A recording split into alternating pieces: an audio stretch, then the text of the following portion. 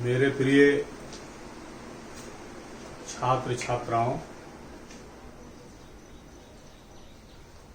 ग्रीष्मावकाश के बाद एक बार फिर से हम लोग वीडियो रिकॉर्डिंग के माध्यम से ऑनलाइन कक्षा में उपस्थित हैं। मैं doctor Akhilesh Kumar, associate professor Hindi विभाग, एचडी जैन कॉलेज आरा। जैसा कि तुम लोग जानते हो, अभी कोविड-19 का दौर है और बड़ा दुर्भाग्यपूर्ण है कि यह कोरोना अभी भी हम सबों को रुलाए हुए है। इस क्लास के माध्यम से कोरोना से मानवता के मुक्ति की कामना भी मैं करता हूं। ग्रीष्मावकाश के पहले हमने इसी व्यवस्था के तहत अलंकारों का अध्ययन किया था और अलंकारों का समापन करते समय यह भी कहा था कि अगली बार मैं नए विषय के साथ पुनः ऑनलाइन कक्षा में आप सबों के साथ रहूंगा। आज हम एक बार फिर से समय की मांग के अनुरूप इस प्रकार की कक्षा में उपस्थित हैं। आज का विषय है छंद। छंदों का अध्ययन स्नातक खंड 3 हिंदी प्रतिष्ठा के छात्रों को करना है और छठे पत्र में उन्हें इसका अध्ययन करना है। छंद भी एक शास्त्र है अन्य शास्त्रों की तरह, और छंद शास्त्र का प्राचीन काल से ही हमारे साहित्य में महत्वपूर्ण स्थान रहा है। आज भी छंदों का महत्व है। यह अलग बात है कि स्वाधीनता के दौर में, भारतीय स्वाधीनता के दौर में, छायावाद काल के समय जब मुक्ति का संघर्ष हो रहा था, तब बहुत सारे कवियों ने कविता की मुक्ति के लिए छंदों के बंधन को तोड़ने का भी संकल्प लिया था और उसमें सफल हुए। और आप जानते हैं कि जूही की कली महाकवि निराला की पहली कविता है जो मुक्त छंद की कविता है। बावजूद इसके, मुक्त छंद में रचना करने के बावजूद निराला ने छंदों को पूर्णतः नकारा नहीं, छंदोबद्ध रचना भी उन्होंने की। तो इस तरह से छंदों का महत्व स्वतः सिद्ध है। अब छंद क्या है, छंद की क्या महत्ता है, छंद की क्या उपयोगिता है, छंद किसे कहते हैं, जरा हम इस पर गौर करें। तो मैंने कहा कि प्राचीन काल से ही छंदों का महत्व रहा है। रचनाएं छंदबद्ध होती रही हैं। वैदिक युग से लेकर रीति काल तक तो अबाध रूप से, आचार्य हजारी प्रसाद द्विवेदी के युग तक भी अबाध रूप से, उसके बाद ही मुक्त छंद का विधान आया, लेकिन फिर भी छंदोबद्ध रचना जो है वह निरंतर जारी है। तो स्पष्ट है कि वैदिक युग से जो विधान आज तक चला आ रहा है, कोई भी विधान अपनी शक्ति के आधार पर टिकता है, अपनी सार्थकता के आधार पर टिकता है, लंबा दौर वह ऐसे नहीं देखता है। छंदों के बारे में कहा गया, छंदः पादौ तु वेदस्य। छंद को वेदों का पांव कहा गया। मानव शरीर में के महत्वपूर्ण अंगों में एक अंग है पांव। अगर मनुष्य के पांव नहीं होंगे तो उसका गतिशील होना मुश्किल है, असंभव सा हो जाता है। तो मानव शरीर में जो भूमिका पांव की है, वही भूमिका कविता में, काव्य में छंदों की है। वेद पाठ सबके लिए संभव नहीं है। जिस व्यक्ति को छंद का ज्ञान है, वैदिक युग की भाषा का ज्ञान है, लघु गुरु की समझ है, वही प्राणी वेदों का सही तरीके से पाठ कर सकता है। और जब किसी रचना का सही तरीके से पाठ करना संभव नहीं होता है, तब उस पाठ का आकर्षण कम हो जाता है, बहुत कम हो जाता है। तो छंदः पादौ तु वेदस्य, तो वैदिक युग से ही छंद का महत्व है और मानव शरीर का पांव उसे कहा गया है।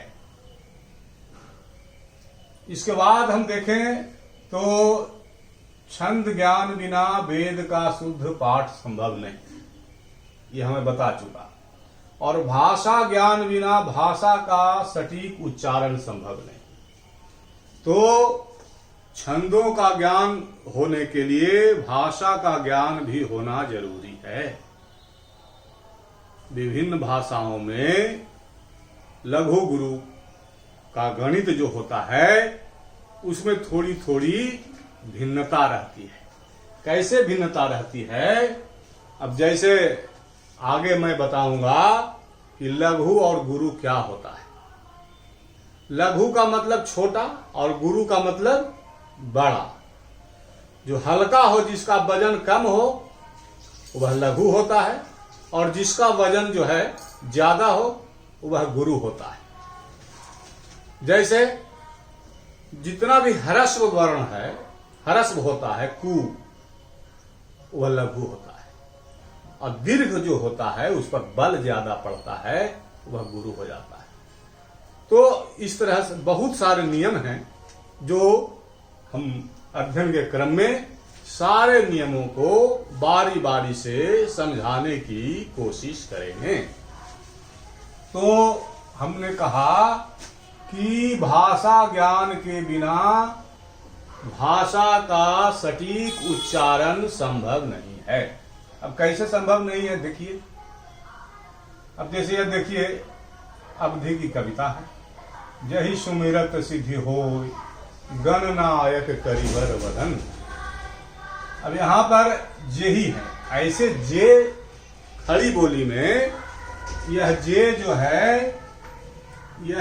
जो है खड़ी बोली में गुरु हो जाता है, लेकिन अवधि भाषा में यह लघु है। और लघु का संकेत देखिए,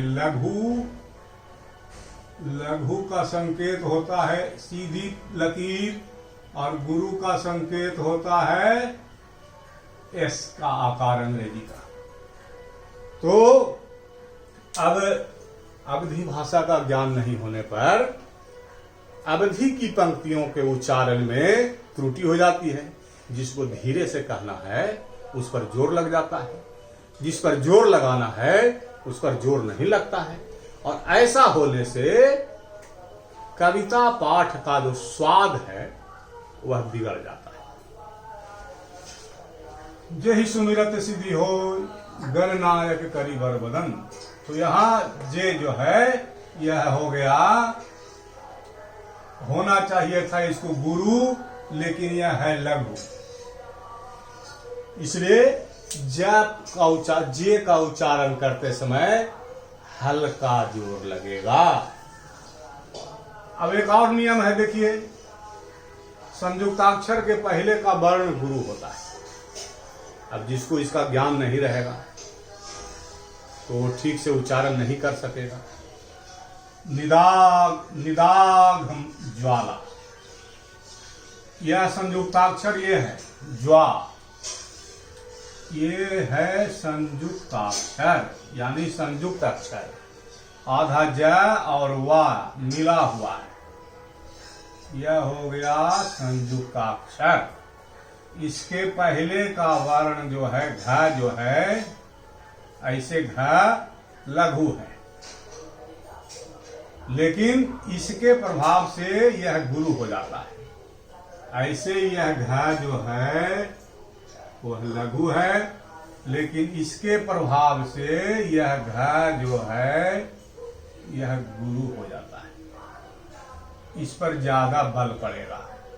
तो इस तरह से यहां पर उच्चारण का भेद हो जाता है। तो छंद का जिसको ज्ञान नहीं होगा वह शब्दों के उच्चारण में गलती कर जाएगा, और जब गलती कर जाएगा तो कवि की जो मंशा रही है काव्य का सृजन करते हुए कि हमारी कविता का किस तरह से उच्चारण होगा, वह मंशा जो है कामयाब नहीं होगी।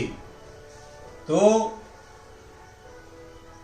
यह समझ लिया होगा कि वेद जो है, छंद जो है वह अन्य शास्त्रों की तरह प्राचीन काल से ही महत्व पाता रहा है, आज भी महत्व पा रहा है। और इसका महत्व जो है वेदों में ही बता दिया गया है कि यह मानव शरीर के पांव के समान महत्व का है। पांव नहीं रहने पर प्राणी खड़ा ही नहीं हो सकता है, चल ही नहीं सकता है। तो छंदबद्ध नहीं होने पर और छंद का ज्ञान नहीं होने पर वेद चल नहीं सकता, वेद खड़ा नहीं हो सकता। वेद की रचनाएं, वेद की ऋचाएं छंदोबद्ध हैं। अब हम तो जब छंद इतना महत्व का है तो स्वाभाविक है कि छंदों पर प्राचीन काल से ही विचार होता रहा होगा। तो बिल्कुल होता रहा है। हमारे यहाँ संस्कृत,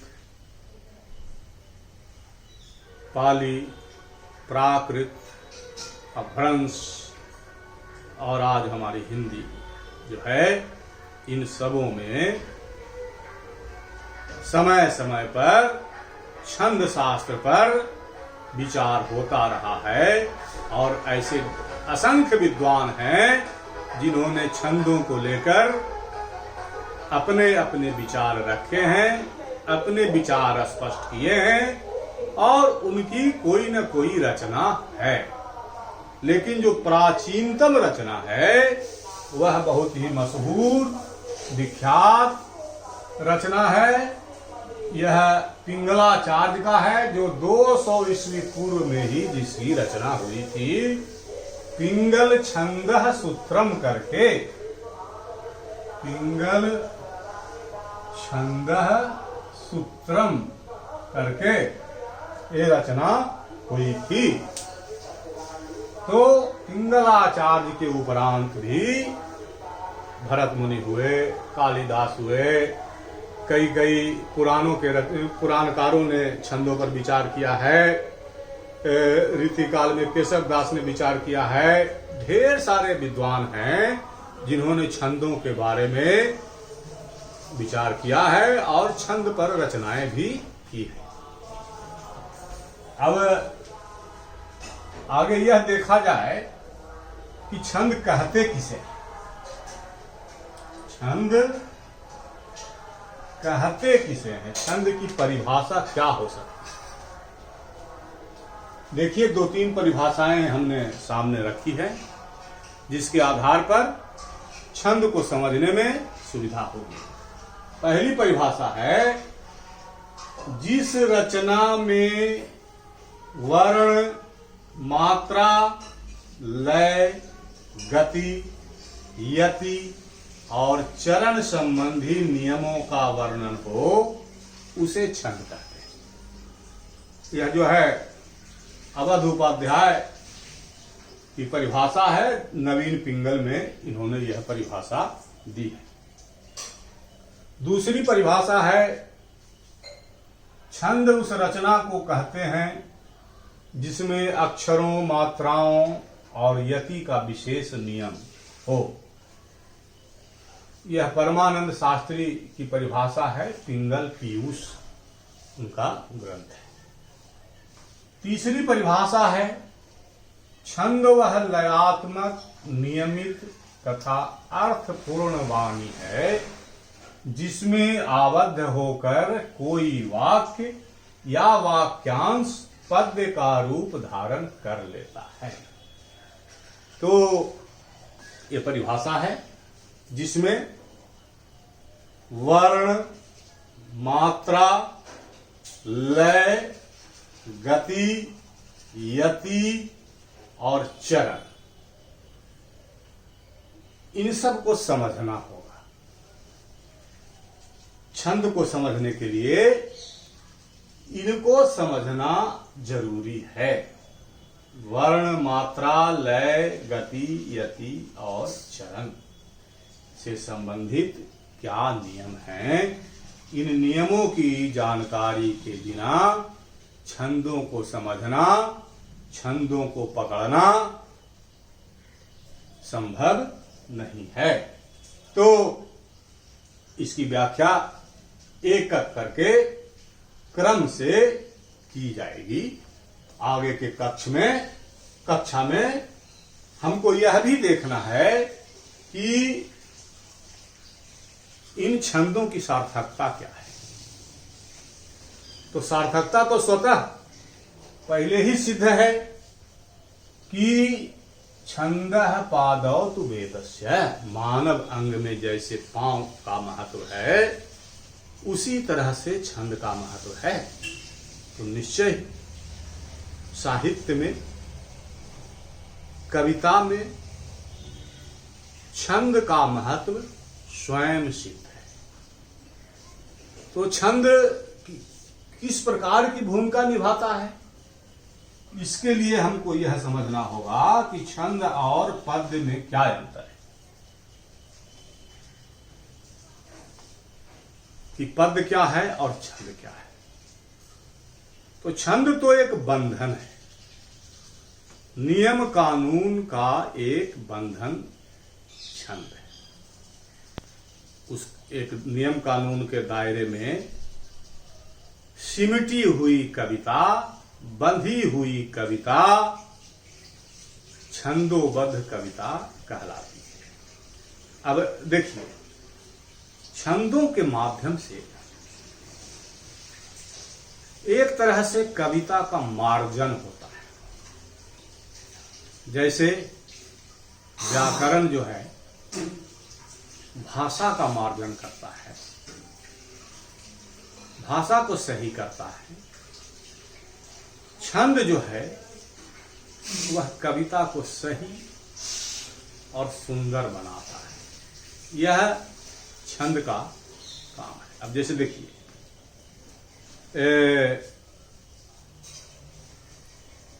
अवधी भाषा, अवधी में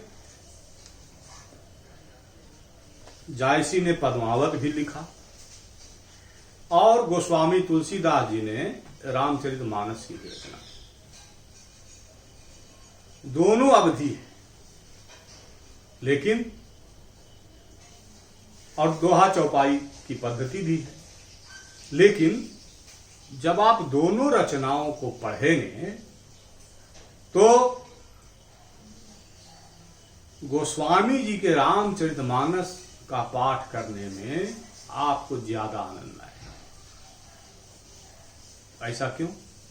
इसका कारण यह है कि जायसी का पद्मावत ठेठ अवधि में लिखा गया, बोल चाल की अवधि में लिखा गया, जो लोक में अवधि बोली जाती है, जबकि गोस्वामी जी की अवधि भाषा जो है वह व्याकरण की कसौटी पर कसी हुई। तो व्याकरण की कसौटी पर कसने से भाषा में सौंदर्य आ जाता है। तो उसी तरह से छंदोबद्ध हो जाने से कविता में सौंदर्य आ जाता है। जैसे कविता यह भी है, एक कपटी तुमने दी हमने पी ही, यह भी कविता है। और एक कविता है, नाक का मोती अधर की कांति से, बीज दाड़िम का समझ कर भ्रांति से, देख कर सहसा हुआ सुख मौन है, सोचता है अन्य सुख यह कौन है। तो जो रचना छंदोबद्ध हो जाती है उसका सौंदर्य ही अलग हो जाता है। बिहारी के दोहे पढ़िए, आनंद ही आनंद है।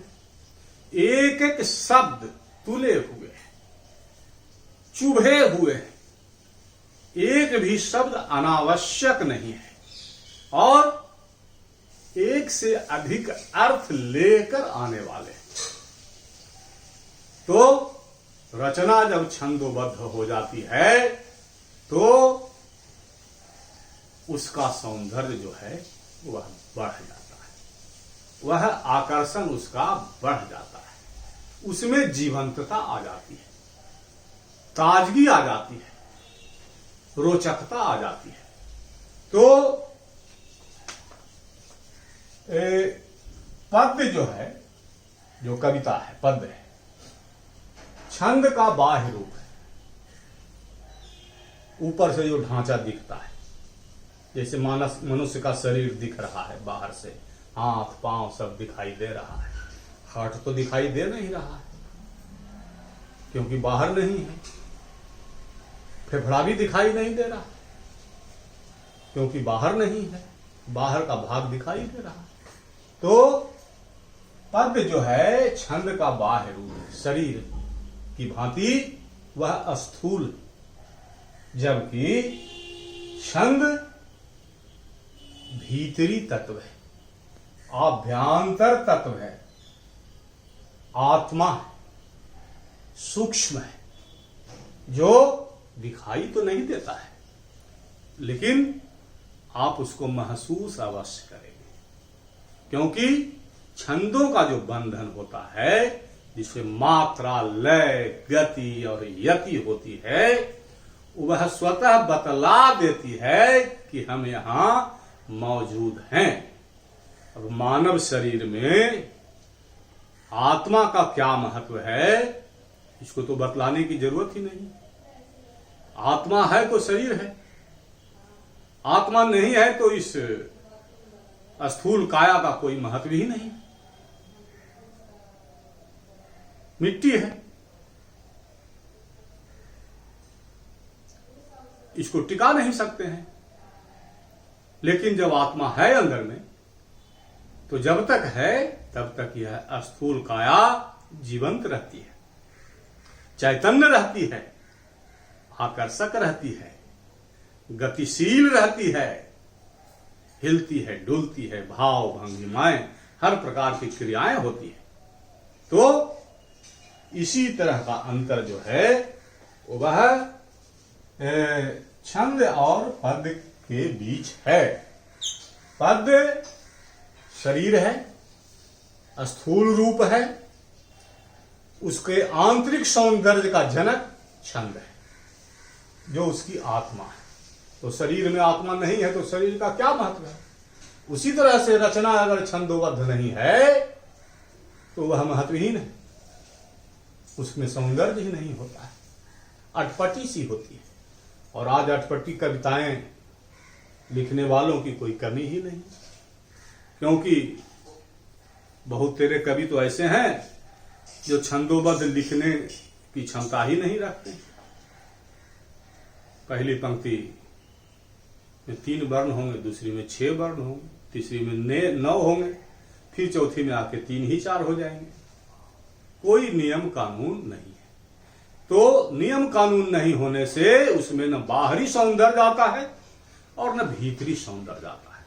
तो छंद और पद्य का यही अंतर है और यही छंद की सार्थकता है। जिस प्रकार से आत्मा की सार्थकता है, जीवन के लिए इसकी जरूरत है, छंद भी उसी प्रकार से कविता के लिए जरूरी है। और छंद में आबद्ध रचना ही वह पद्य रचना कहलाती है। और छंदबद्ध रचनाओं की लंबी श्रृंखला रही है, वैदिक युग से लेकर आज तक यह चल रही है। इसलिए छंदों का महत्व स्वयं सिद्ध है। मैं समझता हूं कि आज का छंद का यह पहला क्लास था। भूमिका के तौर पर हमने छंद की परिभाषा और उसकी सार्थकता पर प्रकाश डाला।